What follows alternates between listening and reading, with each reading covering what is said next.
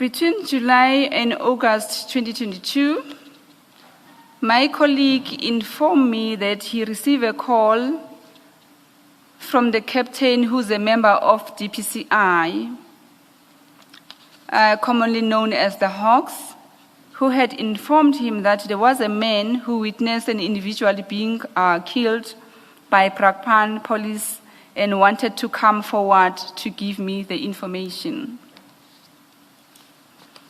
I then communicated with the captain as well and informed him that I am investigating a case which has similar facts, and I requested that he assist in arranging the meeting with that individual. We arranged a date for meeting to meet at the Glen Shopping Mall in Alberton. It was a team of 4 members from IPIT during that meeting. On the day of the meeting, the unknown witness arrived with the members from DPCI. One DPCI member was later known to us as Constable Kalinski. Commissioners, I'm mentioning him because witness did mention his name. And we did not see other colleagues that he was with, because we were communicating with him only. The witness identified himself as Marius van der Merwe. Shortly after his arrival, we were alerted by Constable Kalinski that it was not safe to proceed with the interview, as there was an activity that made them feel that they were followed. We concluded the interview and immediately left that place for our own safety. Commissioner, that means on that day, when we were leaving the office, I'm using my private car for work that is registered on my name and my own address. So for me, whenever working, it's risky, because if they got the registration number of my car, they've got my home address. On the day before we left the office, we were alerted because we were communicating with this member, Kalinski. I was communicating with him, and then he alerted me to say it will be safe for me not to use my car, maybe jump onto the other car. But it was too late for that, because the policy doesn't allow me to jump into the government car. I must have approval for that. I had to use my own car. We drove there with my colleagues who were driving in the other car. We got there, we seated, and then they arrived. Okay, Marius introduced himself. They handed us, Kalinski handed me a handwritten statement of Marius, signed but not commissioned. I couldn't go through it at that period because Marius was here. I was waiting to say we will be interviewing him as a team. As we were just introducing ourselves, Kalinski came back to warn us to say we must not continue because there was some activity, we must leave immediately. So we had to leave. Then on that day, the meeting didn't succeed. But I was already having this handwritten statement that I later went through it.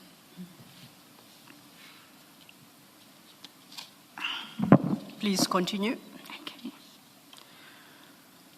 We tried to arrange more meetings with Marius, but this proved to be difficult as he constantly felt unsafe and was worried about being followed. We ended up agreeing to meet at Pretoria IP head offices, as it was far from Brakpan and would limit the risk of being traced around Johannesburg. Marius traveled with one of my team members. On the 30th of September 2022, which was the date of the meeting, we informed our National Executive Director's office to say we'll be utilizing their boardroom for the meeting,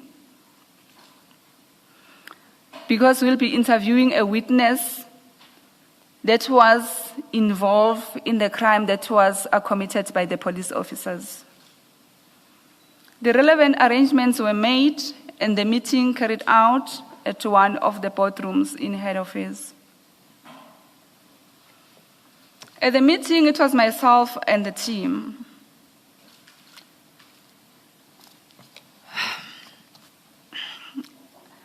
The meeting started. Before the meeting could start, I informed Marius of his constitutional rights according to Section 35.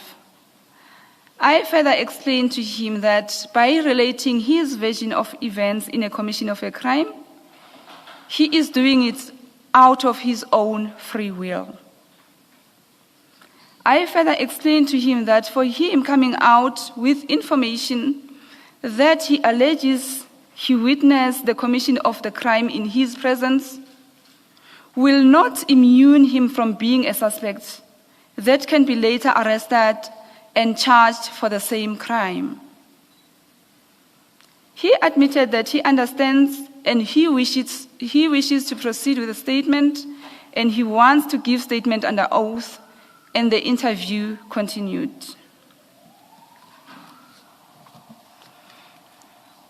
Commissioner, so as not to compromise this case, I will not divulge the full details of the incident because it's not yet in court. This case is still under investigation with no formal charges against any of the suspects.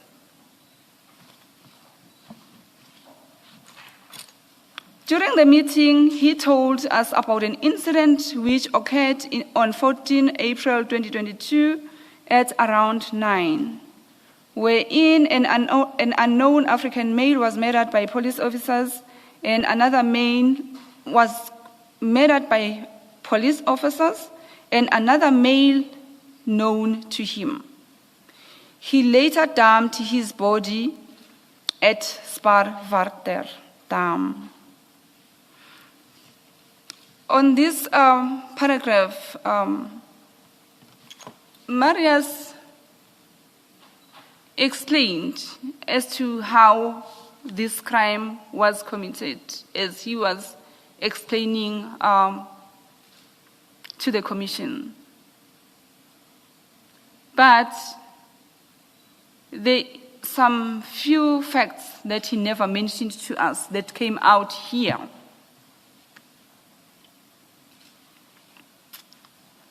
He related the series of events as to how did it came that the deceased was tortured there until he lost his life. But when he was relating to me, he was relating as if he was trying to talk to these officers, including this one male, because according to him, it was 2 police officers and 1 white male that were busy with the deceased, torturing him. Himself, he was there to talk to this suspect, busy asking him, begging him to say, please tell us, where did you take the goods to? Every now and then he will talk to this white male who was suffocating the deceased, saying, please don't forget that we are here looking for goods. He must tell us where are the goods. So he was coming out to us as if he didn't play part in the torturing of the deceased, but he witnessed it.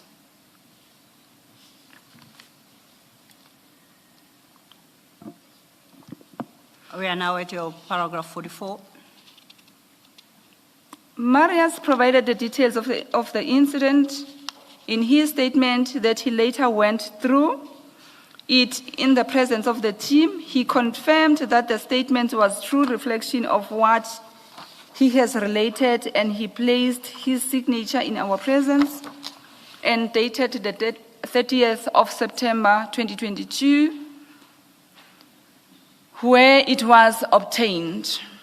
Can I just ask a question, Ms. Masuku? Was this statement now consistent with the earlier handwritten statement? Remember, around April, you had met him somewhere where, because it was not safe, you couldn't interview him. But on that date, you took possession of a handwritten statement that was not commissioned. Now, the later statement, was it consistent with the earlier one? Yes, Commissioners, it was, even though the wording, it's a few things that differs, but it was still consistent with what he was relating to us. The substance was the same? Yes, it was, Commissioner. Before you proceed, Ms.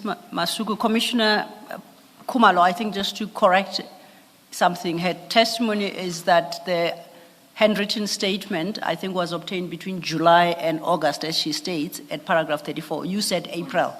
Just to correct that, thank you. And Ms. Masuku, you, on that paragraph, you then introduce an annexure, you mark NPM 13, and you say it's a copy of Mr. van der Merwe's statement. Please pull out your annexure bundle. It's Masuku annexures. And that particular document you have marked NPM 3 starts at your NPM 3, let me say, starts at page 7 of that bundle. Okay, I'm there, Commissioners. Now, I see it starts off with this statement, Marius van der Merwe states under oath in English, and then it proceeds. I want to refer you to the last page at page 10.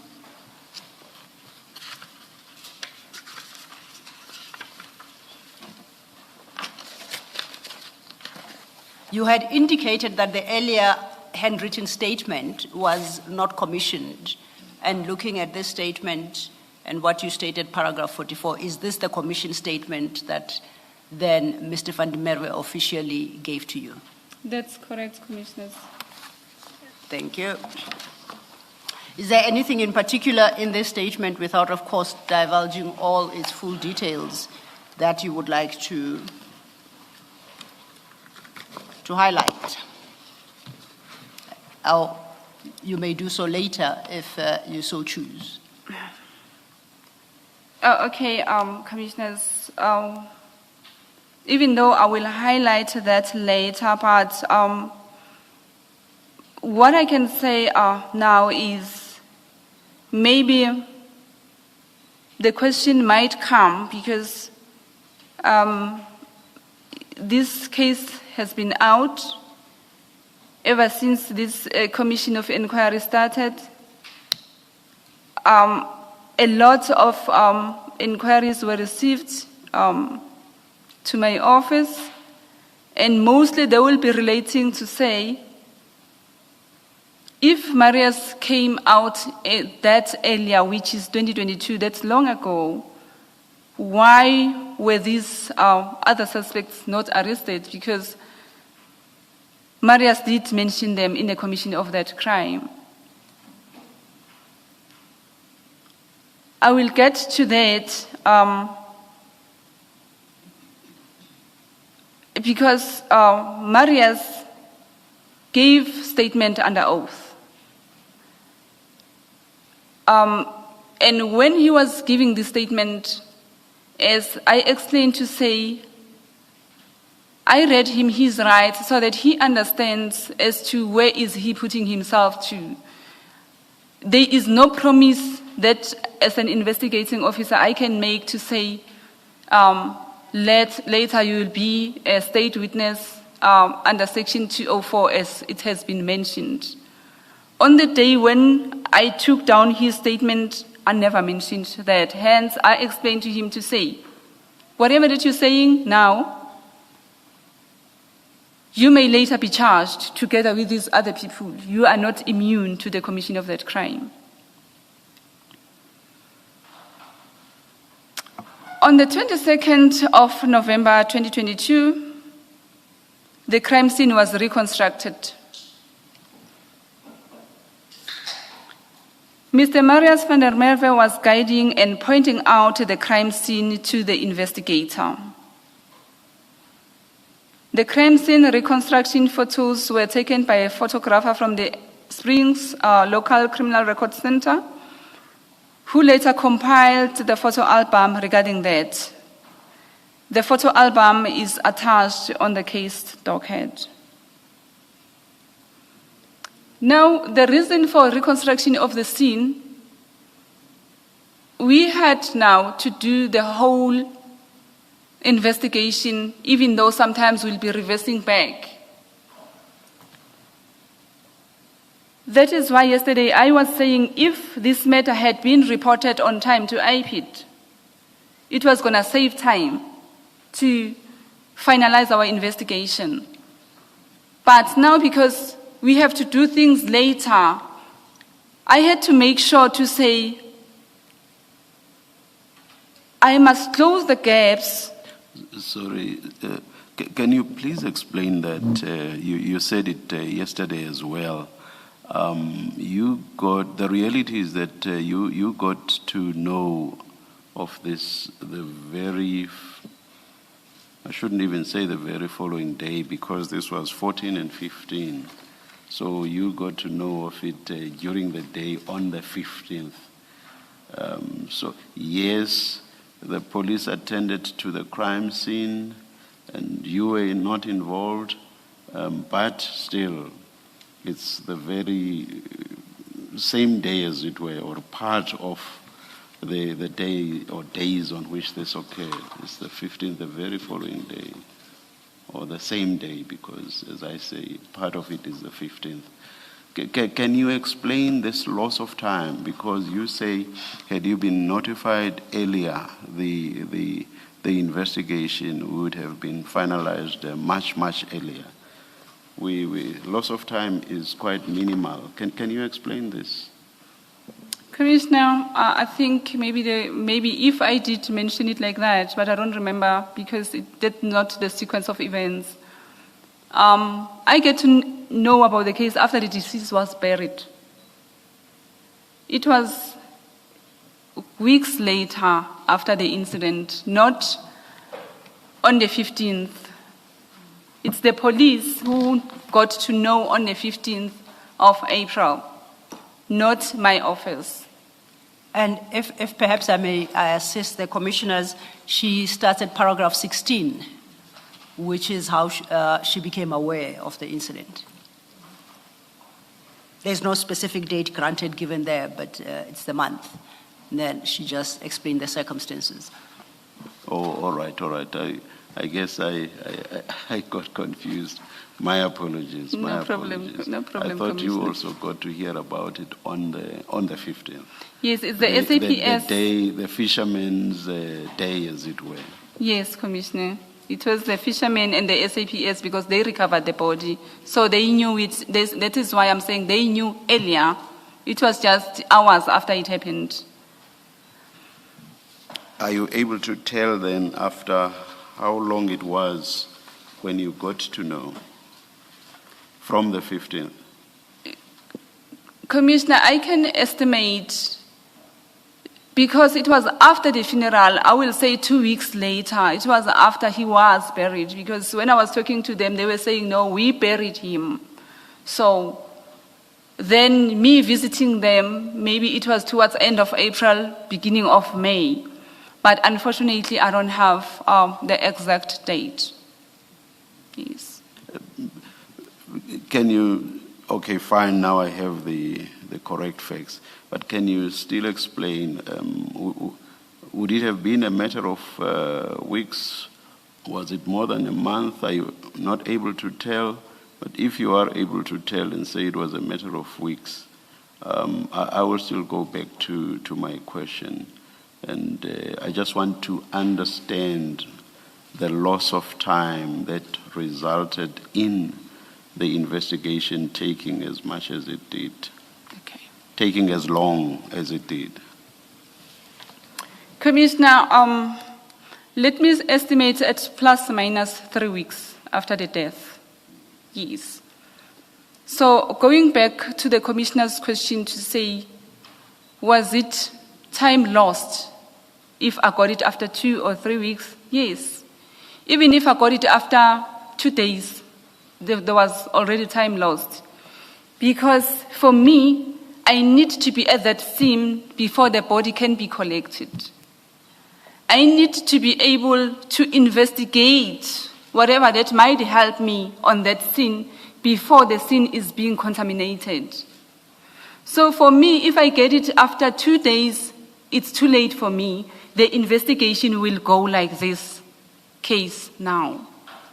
But for the case that I was there, when the body was still there, I found it cordoned off, I took over the crime scene, the investigation, the time becomes lesser because I know from onset as to this is what transpired at the scene, these are the exhibits I got from the scene.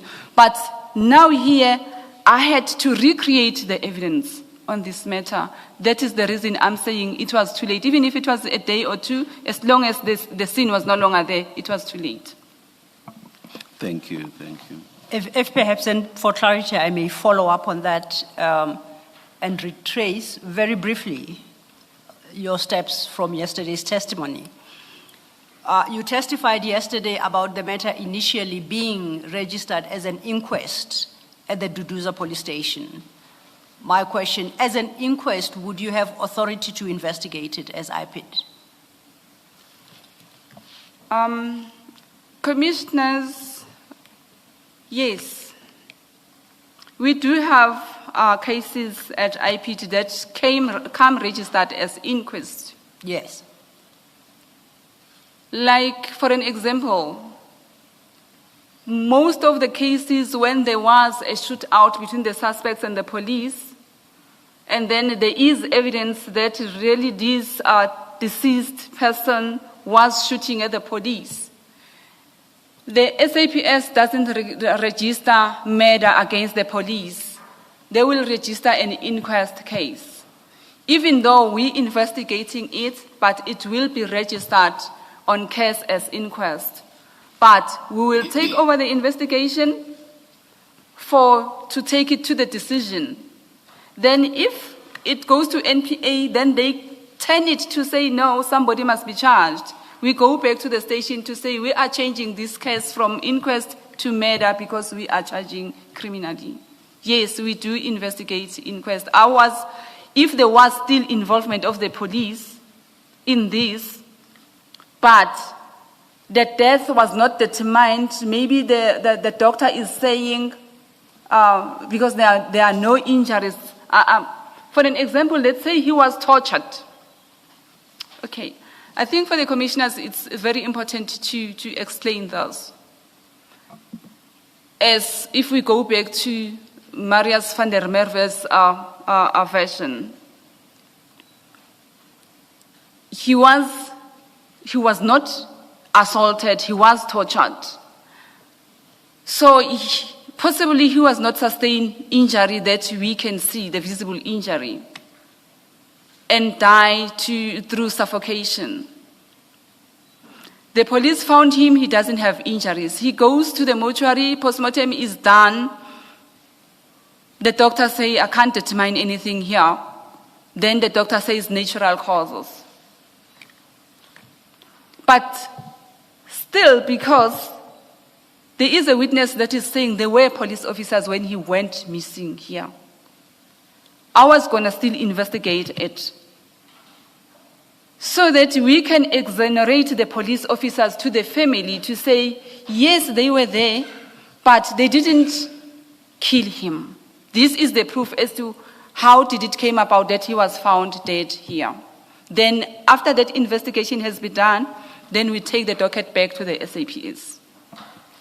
Okay, thank you for that question, because that, I think, goes in large part to the question the chair posed to you.